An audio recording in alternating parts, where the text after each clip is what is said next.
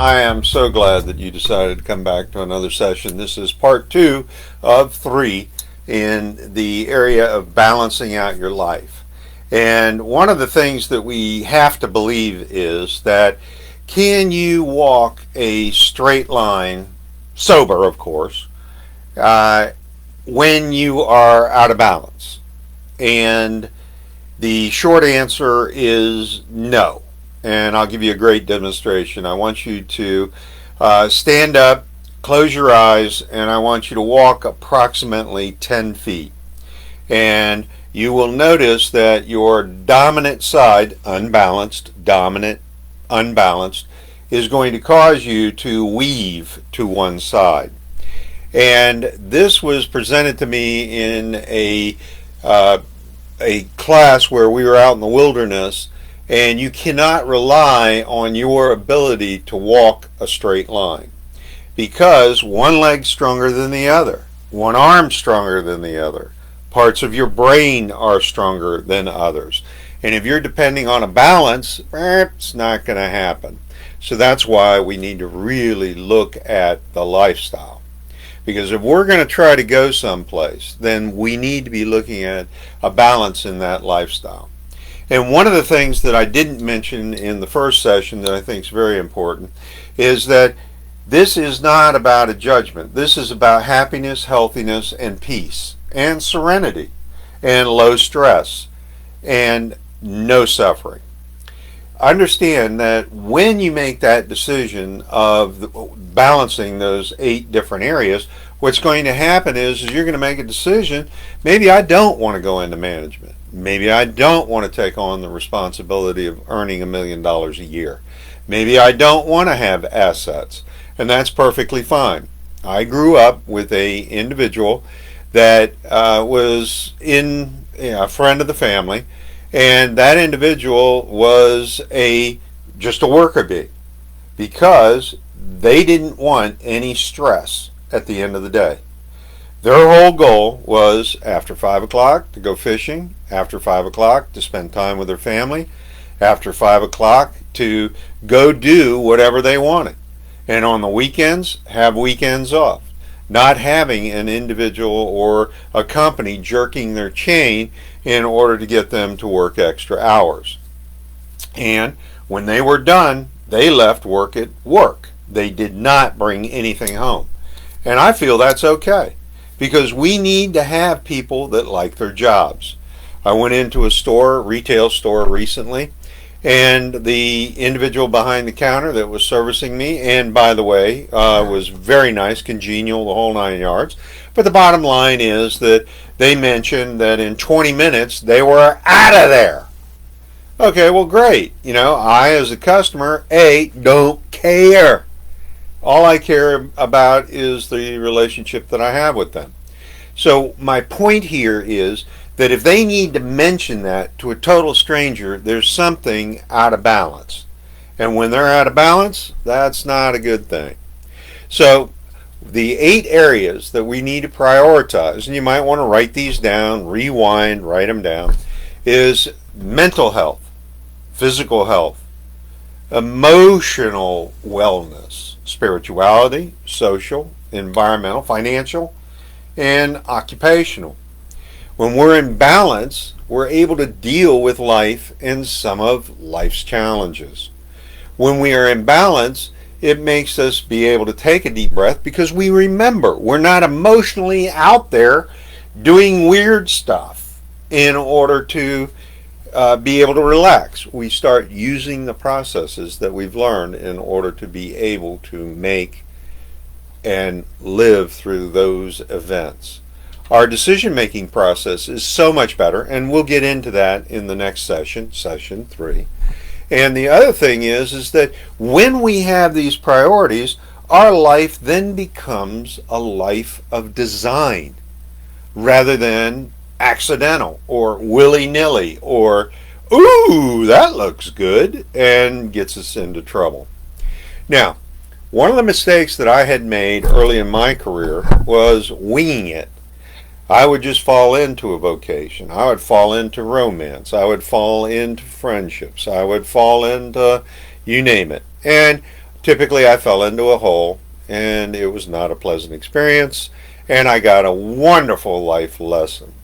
When we make a decision to prioritize these 8 things with a plan, it helps us review our life, our lifestyle, and our goals. But understand that it's not in concrete. It's going to evolve depending on the period of time in our lives. The underscore here is that we will then prioritize: who do we help, who do we support, what type of support those individuals get. And it builds confidence in us. It reduces the stress. And what else do you need to have vitality and romance in the bedroom? You know, understand that this is a holistic lifestyle where we're looking at the whole picture of the person in order to get them better to be able to manage your life, your health, your mental health, your finances, your occupation. I mean, it's so much more fun because when we look at each individual part, is finance a large part of your life? Well, it's probably the number one cause of erectile dysfunction. So to me, that's a pretty high priority to get that right. The second thing is do you like the work that you do? Are you excited about your work? Do you get out of bed and go out after your work? Some people don't. So, we need to be able to understand that if we're working at dead-end jobs, it causes us illness. I worked at a dead-end job where I kept hitting my head against a glass ceiling, and the only way that you'd ever get promoted is if somebody died. Planting bombs under cars is not appropriate, and shooting people is not appropriate. So getting them to die faster was to buy them lots of cake and ice cream and high fatty foods, but it typically took quite a while to kill them. So we need to be looking at getting a balance in our lives and get rid of the chaos, get rid of the depression, get rid of the dysfunctional relationships and the out of control lifestyle and some of the health issues like not being able to perform. So when we take that holistic view, understand that it's an opportunity to put our lives in a positive, healthy condition, in our place where we can really start to enjoy ourselves. The idea is that we'll be riding along in the life, and then when we need to make a decision or there's a consequence of something that we didn't see, we'll be better to be able to evaluate it. And the whole thing is that we start to be able to associate our goals with our dreams and our values. And the whole picture comes together. And it's very exciting. So let's just talk about each of the 8. Mental health. Are you able to deal with the day-to-day pressures? Do you have a lot of stress? Do you have anxiety, overwhelmment? Well, if we get our mental health under control by seeing a Reiki healer, Kabbalah healer, therapist, doctor, then we're able to be more proactive in our mental health. Understanding that the Olympians that have come out because of their mental health, that is a fabulous thing because mental health is one of those things that people just don't understand. I'm sure that if I was to call you crazy, that wouldn't go over really well. Understand that we all have a little bit of eccentricity, and that's a good thing. But we need to be able to put our dreams and our mental health, the ability to, when life throws an event at us, to be able to respond in a positive and loving and kind way so that it doesn't happen again. And we're going to have to be able to process that. I'm sure you met plenty of people that don't take responsibility for anything. Well, that might be a mental health issue. So then we have to have physical health. And everybody knows what that is.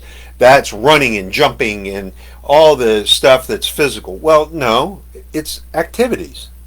It's standing up. It's gyrating, it's dancing, it's singing, It's going to the gym. It's taking a walk, going on the beach. But it's also sleeping habits. It's eating habits. It's your personal relationships. It's communication. And it's just movement, making sure that you do what a 3-year-old does. 3-year-olds never stand still. They're always doing something, and they are enjoying that doing something. So we need to be able to do something and move, and that's physical health. Emotional wellness. Emotional wellness goes back to the mental health, but it's how are you with your emotional IQ? Does when somebody said, "Oh, best one ever," when somebody brings you flowers, is your first response, "I wonder what the heck they did. Why are they sucking up? Why are they?" Well, let me tell you, that's not good emotional IQ. You need to be able to take an event and be happy with the event in the sense that what is the positive out of it? Get rid of the negative out of it. That's flipping stuff around to make you a lot happier and a lot healthier. Are you managing the stress? Are you able to respond politely to people that attack you? One of the biggest negatives for social media that I'm aware of is that it really puts a lot of pressure on teenagers, and they're not able to respond to that extra stress of what other people are saying to them. And it's really overwhelming, not stress. I've done a video on stress if you want to look that up. And then we go to the spiritual. And for me, the spiritual is believing in a higher source, something that is beyond me. And the other part of that is that if you don't believe in a higher source, that's fine. But understand, how are we going to treat our neighbors? How are we going to treat our coworkers, our spouse? If we're watching a lot of pornography, that is not the way to treat your spouse. And we need to be able to understand that most of the movies like Batman and some of the comic book series and some of the movies that are currently out that have a lot of violence in them, that's not necessarily the way to treat people.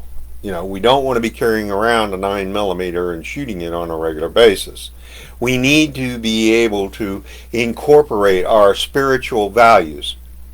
Values such as, you know, how do we treat people? What is human life? What are our morals?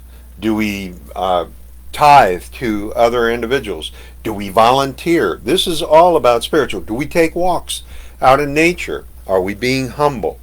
Do we practice gratitude? Do we practice self-reflection? Do we take responsibility for our actions? The next one is social, and that's nothing more than relationships. That's being able to communicate with your coworkers, communicating with your spouse, your children, your friends, your neighbors, and we have a feeling of love. Are they supporting us or are they draining us? Then we need to be able to say to people, hey, I don't want to play with you anymore. And are our relationships supporting us? Again, draining, happiness, accolades, those are all fun. You know, the other side of it is having a relationship that's toxic, that is gaslighting, that is negative, that sucks the blood out of us. That's not very good. So another one is environmental. And when I talk about environmental, what I'm talking about here is nothing more than taking the trash out of your life. And that's kind of an allegory. And the idea is that we need to clean certain areas of our life. And in your physical space, you know, is it cluttered? Is it clean? Is it minimalistic? We need to be able to feel comfortable. You know, some of us live with people that like a really clean house. Well, we're going to have to, because we have the social aspect, be able to respect that environment and treat them correctly. You know, I have been through a lot of houses where there are hoarders, and I can assure you that some of these hoarders had health effects due to the amount of trash and other stuff that was in that house. And I'm not judging the hoarders. What I'm simply saying is that that environment may not be the best environment for a person to live in and exist and have a clear mind.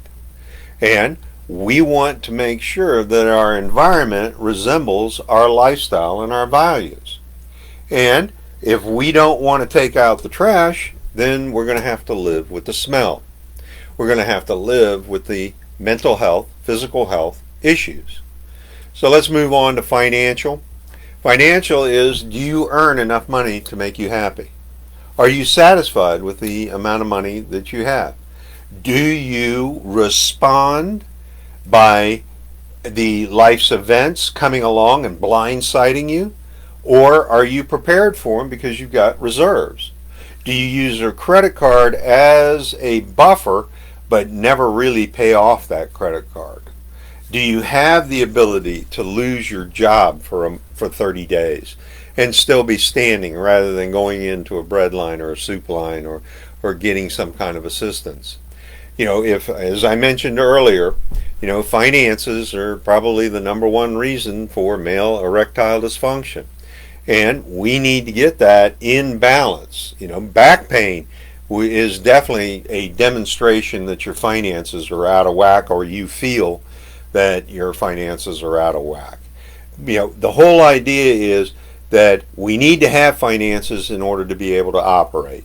And the government is definitely going towards a electronic money, and cash isn't going to be as accessible as it used to be. So we need to understand how to use these different platforms in order to feel comfortable with our finances. Now, the last one is occupational. Do we like the work that we do? I have recently read an article where there's a number of people that had been promised a certain job description, and when they get into the job, that isn't the job description that they signed up for. And it's also not the same number of hours that they signed up for. Well, that will definitely cause a worker to move from point A to point B. And that's not what an employer wants. So we need to find work that is rewarding. I have been an entrepreneur, and my work has always been rewarding. I've always done the things that I've really enjoyed in life. Have there been some problems? Right now I've got a whole pile of problems that you won't believe, but I'm going to have to wade through them because I signed up for them. Am I stressed about them? No, because I am working towards a goal, and I understand that this is a simple part, and I do use stress relieving techniques. So what we want to do is find out whether or not your job makes you happy, makes you sad, makes you excited about getting out of bed, or are you the individual that I saw on the road the other day at 7 o'clock in the morning where they were just hunched over, they looked ill, they were stooped over the front wheel, and they looked miserable going to work. So go ahead, comment down below. I want to thank you for coming. Tomorrow, or when I put together day 3, we're going to have how to be able to prioritize these 8 different lifestyle areas, and you can see the importance of each one, I'm sure. So go ahead and comment, tell me where you're at, put them in order, put them in the comments. I'd love to hear from you. You have a great day.